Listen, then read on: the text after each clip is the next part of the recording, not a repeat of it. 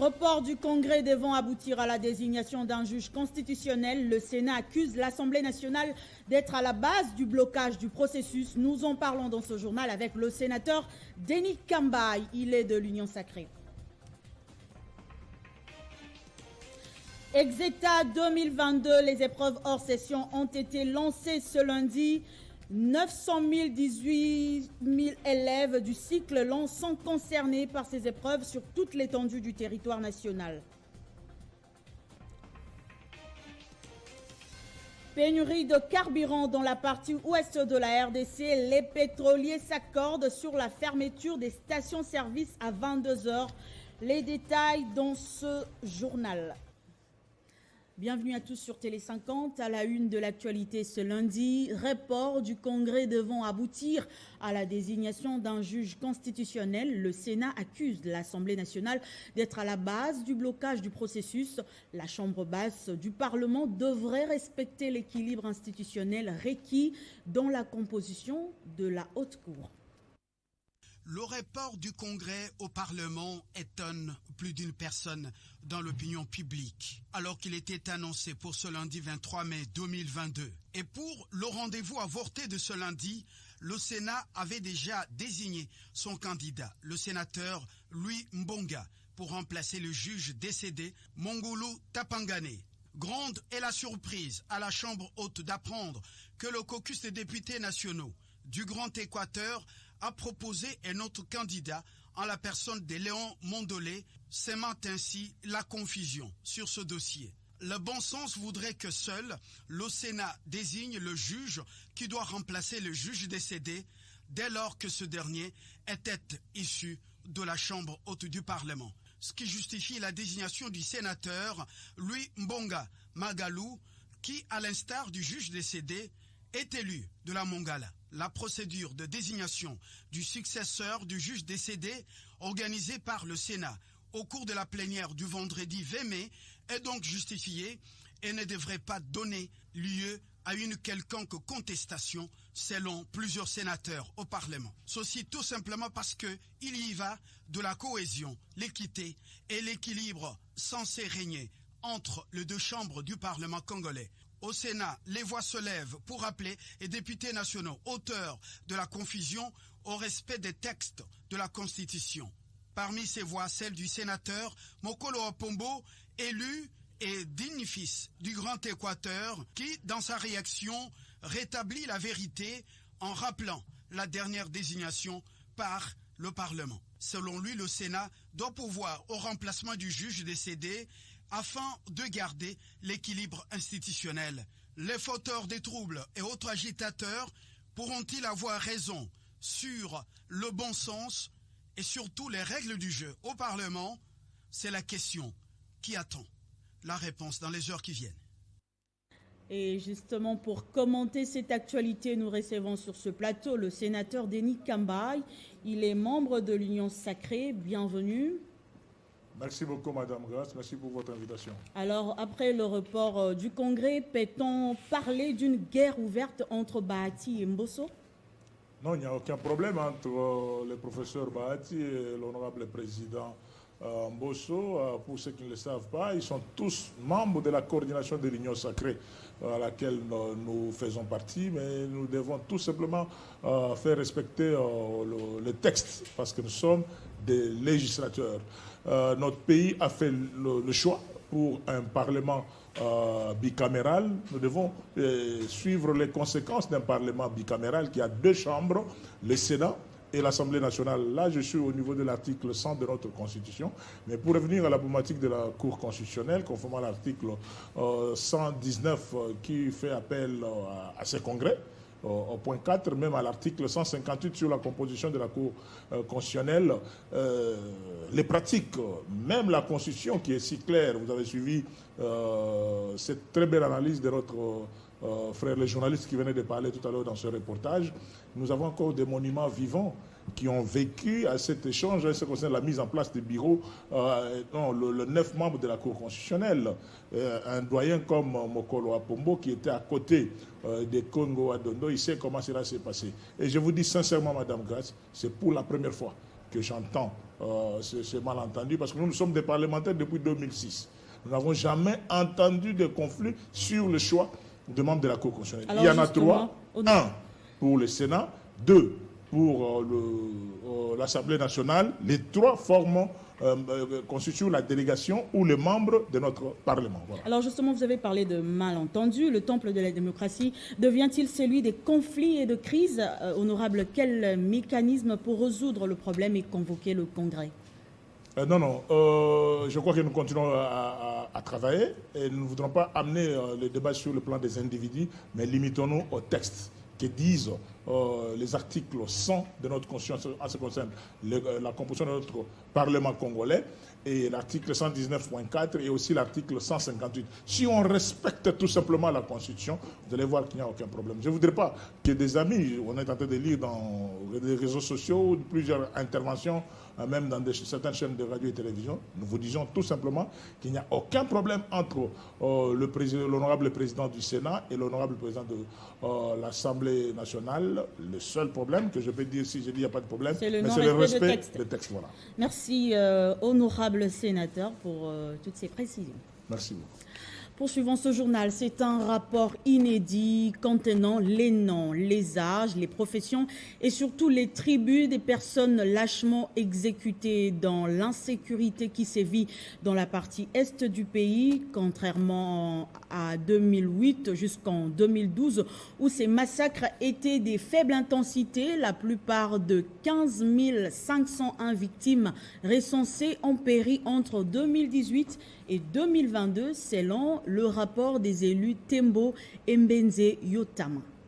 Les chiffres sont d'autant plus effrayants parce que l'on compte une moyenne de près de 100 morts par mois, c'est-à-dire au moins 3 personnes le jour depuis 2021, soit 35% des dizaines de milliers de morts recensés.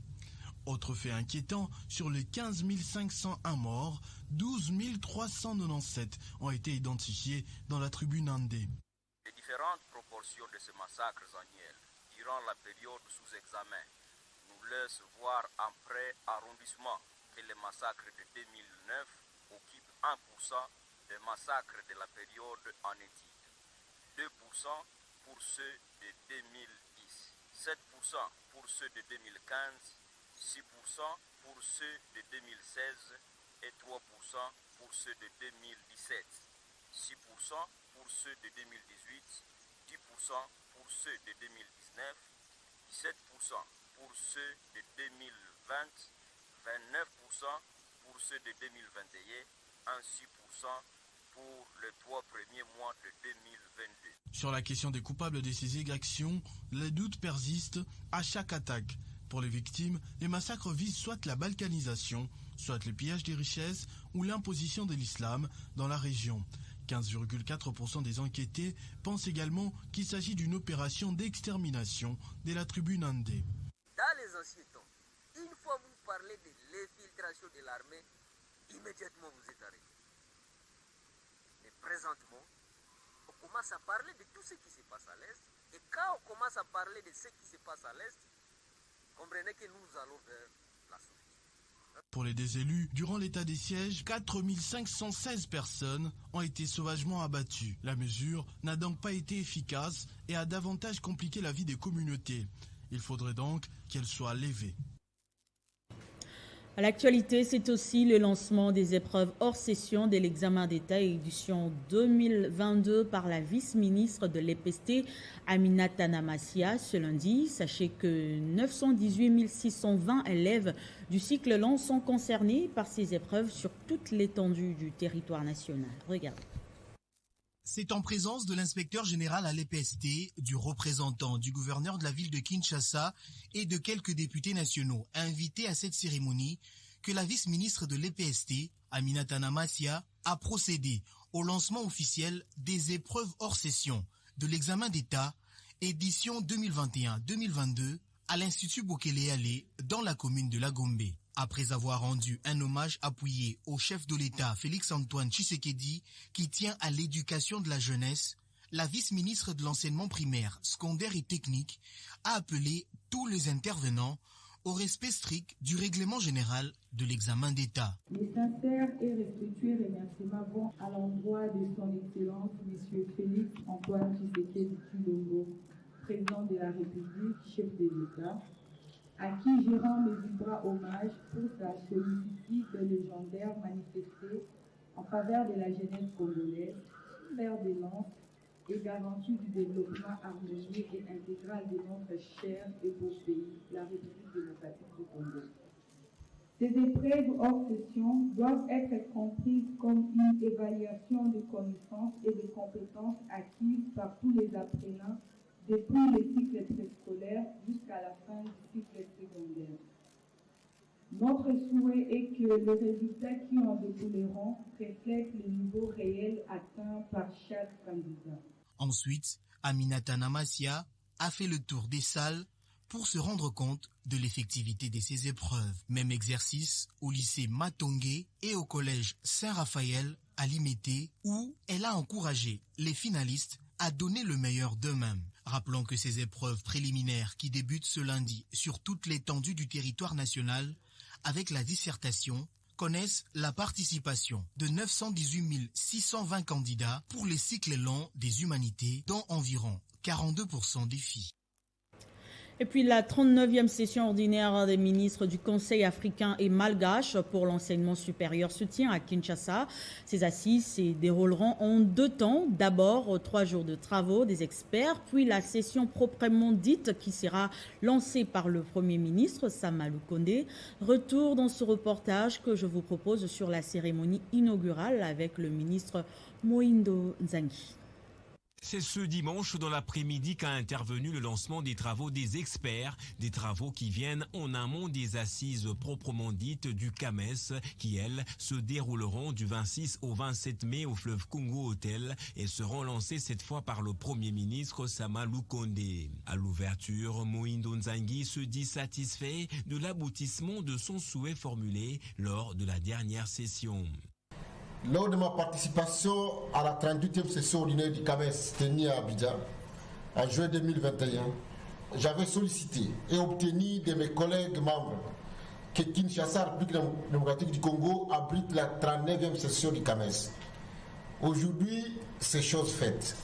Ils sont 18 ministres africains et malgaches à être attendus à Kinshasa pour cette session. Pour le ministre congolais, la tenue de ce forum pour la première fois sur notre sol est un énième signe de son ouverture.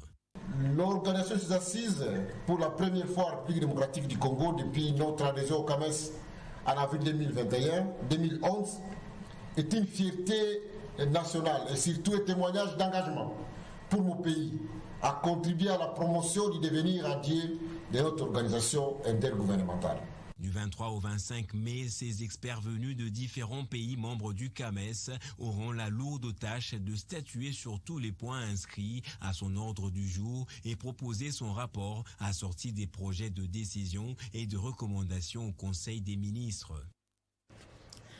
Et puis je l'ai annoncé au sommaire, pénurie de carburant dans la partie ouest de la RDC. Les pétroliers s'accordent sur la fermeture des stations-service à 22h. Décision prise ce lundi au cours de la réunion entre le ministère des hydrocarbures et les responsables des sociétés commerciales œuvrant dans ce secteur.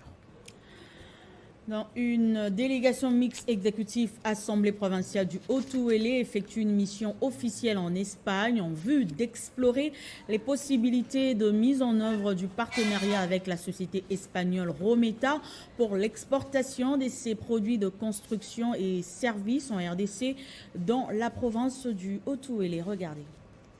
Les voies et moyens concrets pour la transformation de la province du Haut-Uélé, c'est ce qui préoccupe l'exécutif Basséane Enanga. Le vice-gouverneur Christian Pitanga, qui est en Espagne depuis 48 heures, conduit une délégation mixte du Haut-Uélé avec le vice-président de l'Assemblée provinciale Jean-Faustin Tassilé et d'autres collaborateurs du gouverneur de province. Et aussitôt arrivé, Christian Pitanga et sa suite sont conduits à la visite de la firme Rometa près de la ville espagnole de Saragossa. C'était de visiter le fonctionnement de cette grande usine avec tout son compartiment. L'usine, c'est la petite. Celle-ci a une capacité de production d'au moins 60 000 blocs les jours. Mais la grande, c'est le double. C'est celle-là que la province du Haut-Ouélé veut bien. Bientôt, la ville d'ici, avec l'installation de cette grande ici, le chef-lieu de la province va connaître une grande métamorphose, va revêtir une nouvelle image parce que nous sommes là, lieutenant de son Excellence, Monsieur le Président de la République, son Excellence Félix Antoine Tshisekedi Tshilombo, pour accompagner sa vision. L'Assemblée provinciale du Haut-Ouélé est représentée sur place par le vice-président Jean-Faustin Tassilé. Les lignes du développement de la province du Haut-Ouélé qui bougent à ces jours, c'est surtout grâce au chef de l'État Félix Antoine Tshisekedi Tshilombo, qui est pour la libre administration des provinces, et aussi grâce au carnet d'adresse du gouverneur Christophe Bassé-Anenanga, avec sa vision politique des grandeurs qui transforme la province du Haut-Ouélé. Parlant de la clôture de la formation sur les fondamentaux de l'audit interne au sein de l'OGEFREM, ce lundi par le ministre des Transports et Voies de Communication et Désenclavement, Chéribin Okende, la formation avait pour objectif de permettre aux participants de cerner les principes fondamentaux de l'audit interne. C'est la remise symbolique de brevets aux auditeurs et cadres de l'OGEFREM, Office de gestion du fret multimodal, par le ministre de Transport, Voies de Communication et Désenclavement, Chéribin Okende, qui a sanctionné la session sur les bases de l'audit interne. Une initiative louable et qui s'inscrit dans le cadre de la vision du président de la République, plaçant l'homme au centre, à en croire le ministre Chéribin Okende. J'encourage cette vision innovatrice de l'OGEFREM, d'investir dans l'homme, dans le centre, le moteur de la production, et le reste pourra s'en suivre. Je suis certain, connaissant l'importance de l'audit interne dans l'amélioration de la gestion d'une entreprise, je ne doute pas un seul instant que les modules qui ont été développés vont profiter d'abord et surtout à l'Office de gestion du fret multimodal. De son côté, le directeur général intérimaire de l'OGEFREM, Justin Kamonia, a renchéri que ce renforcement de capacité du personnel va permettre à cette entreprise de remplir la mission lui assignée par le gouvernement congolais. Nous avons décidé d'organiser cet ensemble de formations, non seulement pour la remise à niveau du personnel, mais aussi il y aura des formations diplômantes afin de doter, de renforcer nos capacités humaines et permettre à l'Office d'exécuter avec beaucoup d'efficacité les différentes missions qui lui ont été assignées. À l'issue de cette formation dispensée par SFD, Science for Development, les participants vont à leur tour former d'autres agents par devoir de redevabilité en vue de redorer aussi l'image de l'OGEFREM. Et puis ouverture ce lundi à Kinshasa du séminaire technique de l'AIS sur l'extension de la couverture sociale aux populations non encore couvertes en Afrique centrale. Plusieurs patrons de la sécurité sociale dans le continent se sont retrouvés à Kinshasa qui assument la présidence du bureau de liaison de cette organisation. Pour la première fois depuis mars 2020, les membres de l'Association internationale de la sécurité sociale ont pu se réunir en présentiel. La RDC, assurant la présidence de cette association sous-régionale, c'est à Kinshasa, ce 23 et 24 mai, qu'a lieu ce séminaire sur la problématique de l'extension de la couverture sociale aux populations non encore ouvertes en Afrique centrale. L'extension de la couverture sociale apparaît à juste titre comme un devoir qui s'impose à toutes les nations à travers leur système de sécurité sociale. Les inégalités d'accès à la sécurité sociale auxquelles se heurtent certaines catégories de la population, si pas la plupart des catégories de la population, constituent un défi dynamique et multiforme, non seulement parce que le contexte diffère d'un pays à un autre, mais aussi parce que les efforts à déployer pour étendre la couverture sociale sont influencés par des facteurs qui dépendent de l'environnement dans lequel évolue chaque système. En présence de ses collègues, de la ministre de tutelle et autres cadres de la Caisse nationale de sécurité sociale, le directeur général ad intérim de la CNSS et président en exercice du Blézac, Jean-Simon Foutikakou, a rendu hommage au chef de l'État et au Premier ministre et a reconnu les travaux de toutes les parties. Pour son mandat, Jean-Simon Foutikakou affirme que la couverture de la sécurité sociale est un sujet permanent d'actualité. Ces séminaires techniques donnent l'occasion de décrire l'environnement institutionnel au sein duquel évoluent les organismes de sécurité sociale. Et puis l'équipe de la délégation syndicale de l'Office congolais de contrôle OCC agence de Kasumbalesa était en formation de 3 jours la semaine dernière. Les participants ont été formés pour rendre encore plus efficaces leurs actions en tant que syndicalistes au sein de l'agence de l'OCC Kasumbalesa. Pendant 3 jours, les délégués syndicaux de l'Office congolais de contrôle OCC Kasumbalesa ont été renforcés en capacité dans un atelier de formation. Thierry Mouingwe, directeur provincial de l'OCC, est celui qui a débuté cet atelier par le module d'éthique et déontologie des ressources humaines. C'est nous-mêmes qui sommes auteurs. C'est nous-mêmes qui sommes au centre. Le samedi 21 mai dernier, la formation s'est clôturée à la satisfaction des participants qui ont exprimé leur gratitude à leur hiérarchie. Pour nous, en tant que syndicat, nous avons en tout cas l'honneur de vous dire encore sincèrement merci pour l'initiative. Chouchou Kilambe, président de la délégation syndicale, a saisi l'opportunité pour remercier le directeur général qui ne cesse d'améliorer le social des agents. Mes remerciements vont d'abord à M. le DG de l'OCC, qui ne cesse de nous surprendre et qui nous a encore surpris ce mois-ci en nous ajoutant les 30%. Nous disons merci. Sanctionnant la formation par la remise des brevets aux participants, Patrice Kitengengo Malamba, chef d'agence de l'OCC Kasumbalesa, s'est dit lui aussi édifié pendant ce séminaire. Je pensais que c'était une formation seulement des délégués et même du côté employeur. Nous avons appris aussi beaucoup de choses. Les syndicalistes ont été renforcés en capacité sur l'éthique et déontologie professionnelle, la résolution des conflits collectifs, la procédure et actions disciplinaires, le fonctionnement des organisations, les techniques de négociation et tenues des réunions mixtes, ainsi que le syndicalisme de responsabilité. Et puis, une année après l'éruption du volcan Nyiragongo, le député national Josué Mufula s'est rendu sur place pour constater les conditions de vie sociale des sinistrés. Il a saisi l'occasion pour interpeller les autorités compétentes à s'investir pour améliorer la vie sociale de populations qui sont victimes. Après avoir clôturé les concours littéraires de poésie pour la paix à l'est de la RDC, dans la salle Cap Kivu de Goma le 17 mai passé et primé 120 heureux lauréats sous plus de 1400 élèves participants provenant de plus de 100 écoles de Goma, Nyiragongo, Rutshuru, Butembo, Beni, Masisi et Walikale. Le député national Josué Mufula a été invité par les responsables du collège Mwanga de Goma pour échanger avec plus de 3000 élèves par rapport à l'avenir de la République démocratique du Congo. Le Congo le plus beau qu'avant, qui dépend surtout de la qualité de la formation de la jeunesse. J'ai l'immense plaisir de vous présenter le jeune écrivain congolais Josué Mufula. Il n'y a pas de véritable enseignement sans l'apport de la culture. Il n'y a pas de véritable enseignement sans le concours de la littérature. La culture et la littérature sont les deux petits d'un enseignement de qualité. Si je laisse l'avenir du pays, avec quel type de jeunesse pourrions-nous donc espérer l'avenir de l'autre d'avant?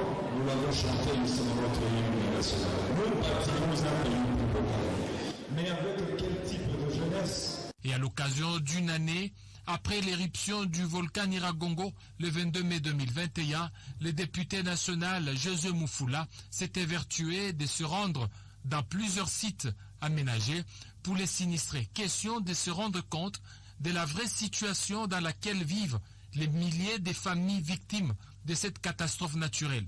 Comme ici à la place appelée Kisoko. C'est de la désolation totale. Abandonnés à leur triste sort, des centaines de familles sont dans les mois et manquent même de l'eau potable. Et puis, rapatriement des reliques de Lumumba Kinshasa, le panel d'experts du Sankourou appelle le président de la République à veiller sur toutes les conditions techniques afin d'assurer des meilleurs obsèques à l'ancien Premier ministre de la RDC. Alors que le gouvernement a lancé les travaux préparatoires pour les obsèques du tout Premier ministre Patrice Emery Lumumba. Pendant ce temps, le panel d'experts du Sankourou, chargé d'accompagner techniquement les partenaires majeurs des obsèques de ce héros national, dit être écarté de ce processus. Pourtant, il s'est investi dans des échanges avec le gouvernement et les représentations officielles, affirme-t-il. Dans une déclaration faite ce lundi, il demande au gouvernement de prendre ses responsabilités pour recadrer les choses. Le panel d'experts du Sankourou propose à son Excellence, Monsieur le Premier ministre, de prendre ses responsabilités pour recadrer les choses en incluant dans la concertation tous les acteurs majeurs intéressés à cet événement. Et puis à son Excellence, Monsieur le Président de la République, chef de l'État, Félix Antoine Tshisekedi Tshilombo, Père de la Nation, de veiller à ce que toutes les conditions techniques soient réunies, car la discordance actuellement constatée et l'état des choses sur le terrain dans les 4 provinces ne sont pas de nature à rassurer tout le monde pour la réussite triomphale de ce projet dont il est le garant. Pour rappel, le chef du gouvernement Jean-Michel Sama-Lukonde avait lors de sa visite au mausolée qui est en train d'être érigé pour accueillir les reliques de Patrice Emery Lumumba, rassuré que tout allait bien. Et puis les femmes de la cité Manika ont été honorées par l'ASBEL Mafikiri hier dimanche. Sa présidente Cynthia Toumba a conduit une forte délégation pour rencontrer ces braves femmes qui sont pour la plupart des vendeuses à Kolwezi.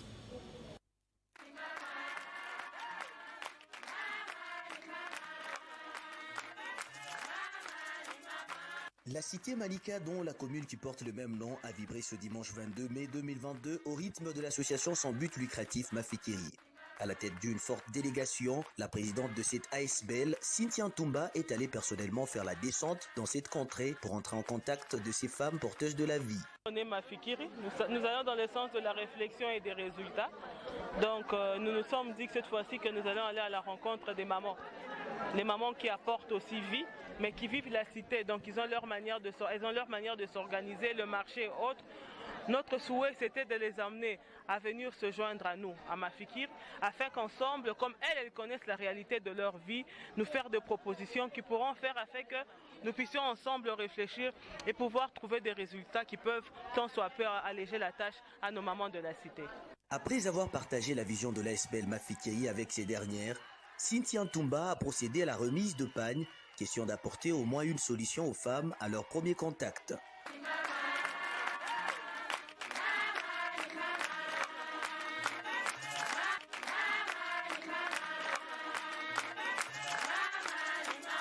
Cynthia Toumba appelle par ailleurs les membres de Mafikiri à rester soudés. De Mafikiri, restons soudés, restons unis, réfléchissons plus afin que le Congo aille de l'avant.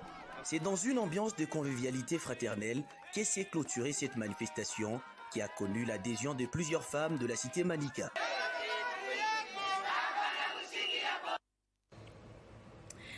Et Charlie Wenga a pris les commandes de Lou, sous-général du peuple Lega, dimanche à l'issue de la cérémonie de remise et reprise organisée à Kinshasa devant la représentation générale de cette communauté composée notamment des ressortissants des Chabunda, Walikale et Pangui.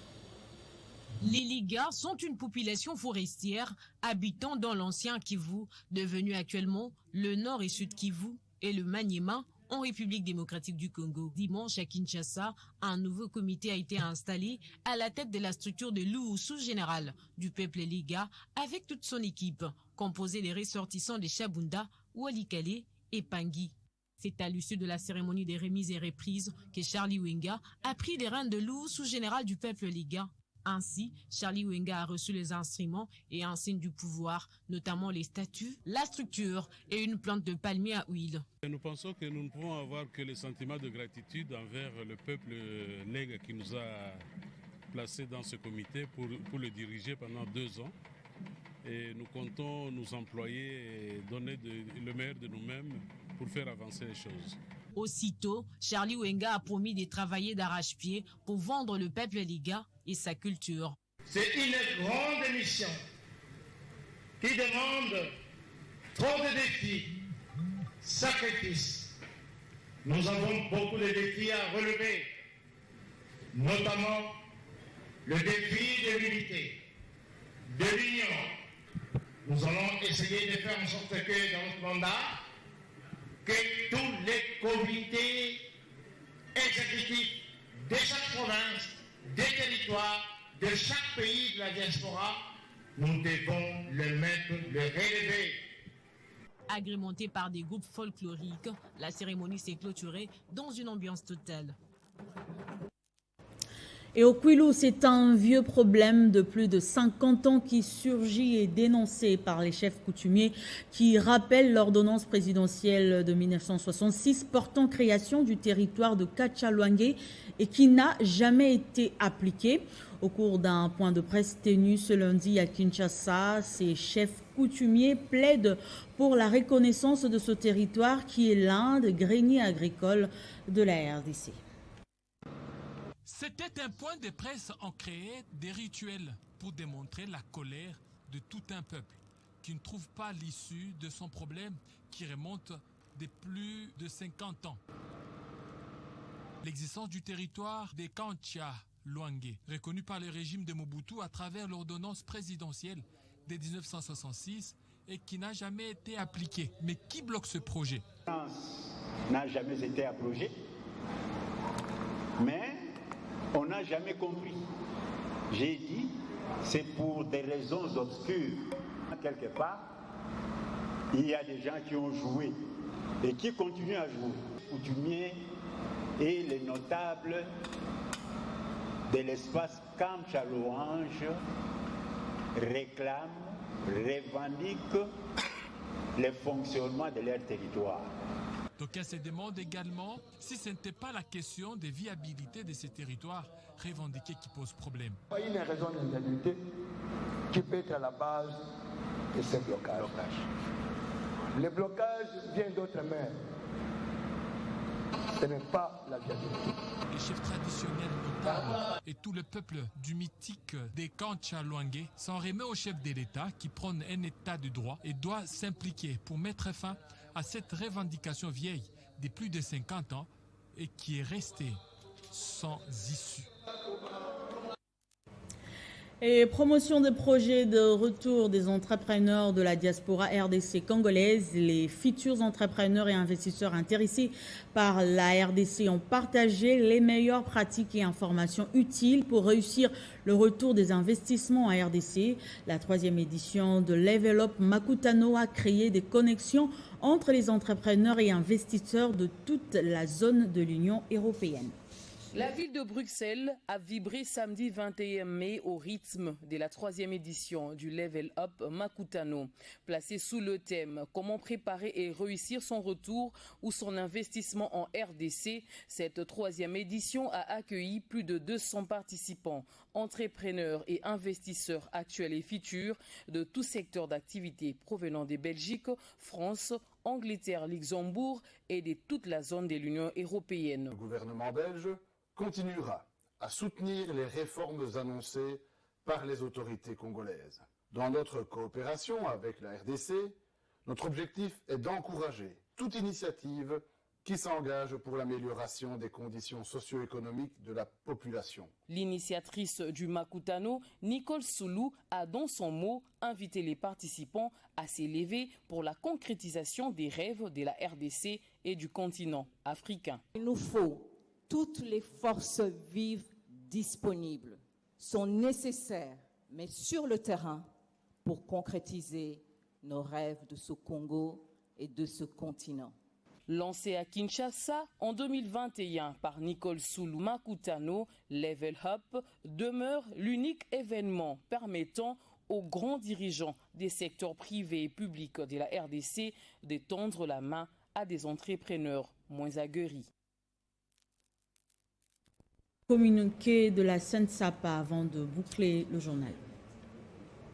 La Caisse nationale de sécurité sociale des agents publics de l'État, CNSAP en sigle, porte à l'attention de tous les agents de carrière des services publics de l'État mis à la retraite avant l'année 2017, ainsi que leurs rentiers, conjoints, survivants et orphelins, y compris ceux des agents décédés en cours de carrière avant 2017, qu'ils sont dorénavant assujettis au régime de sécurité sociale de la CNSAP. Conformément à la vision du chef de l'État, ce transfert fait suite à la réforme de la retraite pilotée par son Excellence, Monsieur le Vice-Premier ministre, ministre de la fonction publique, suivant les résolutions du Conseil des ministres du 13 mai 2022.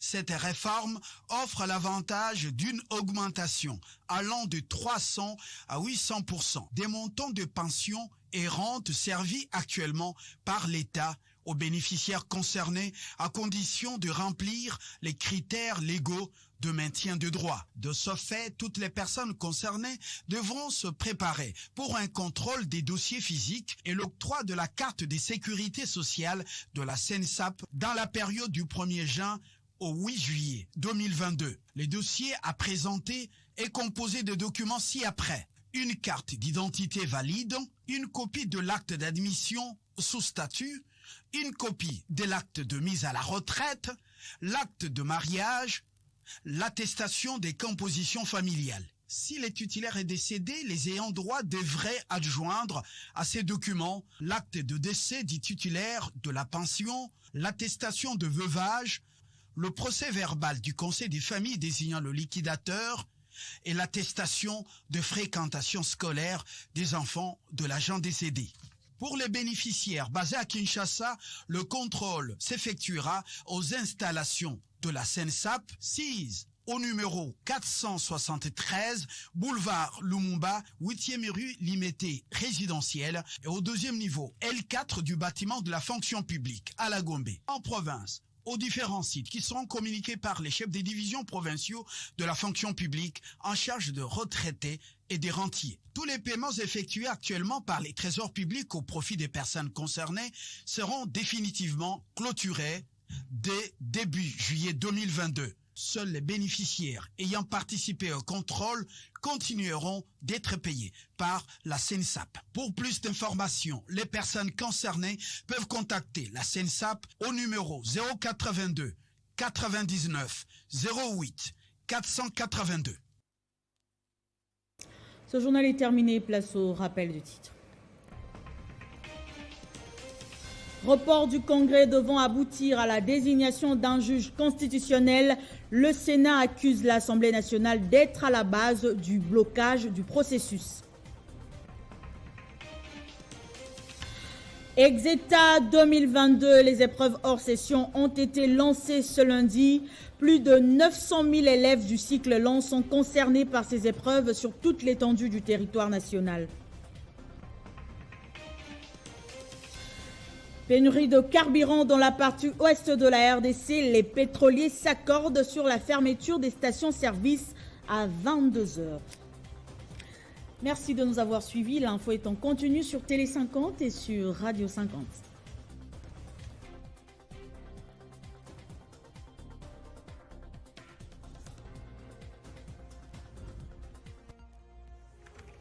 L'actualité reste en continu.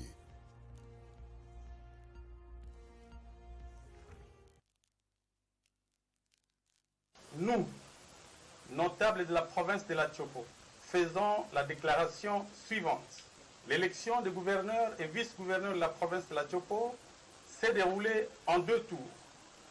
Le second tour opposant Madame la sénatrice Madeleine Nikomba et M. Tony Kapalata s'est soldé par un score égalitaire de 14 voix contre 14. Conformément à l'article 170, alinéa 3 de la loi électorale qui consacre la victoire du plus âgé, M. Tony Kapalata et Théovelt Lotika, candidats de l'Union sacrée, ont été proclamés élus, respectivement gouverneurs et vice-gouverneurs de la province de la Tchopo.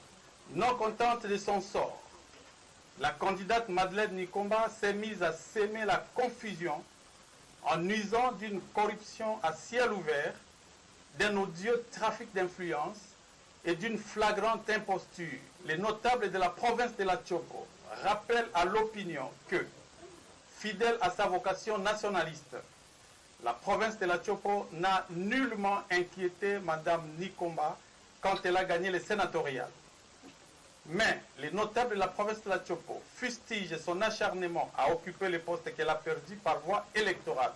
Nous dénonçons et condamnons avec force ces comportements téméraires, vexatoires et provocateurs et rejetons sans réserve l'arrêt inique de la Cour d'appel de Kisangani qui frise l'humiliation à l'égard des fils et filles de notre province.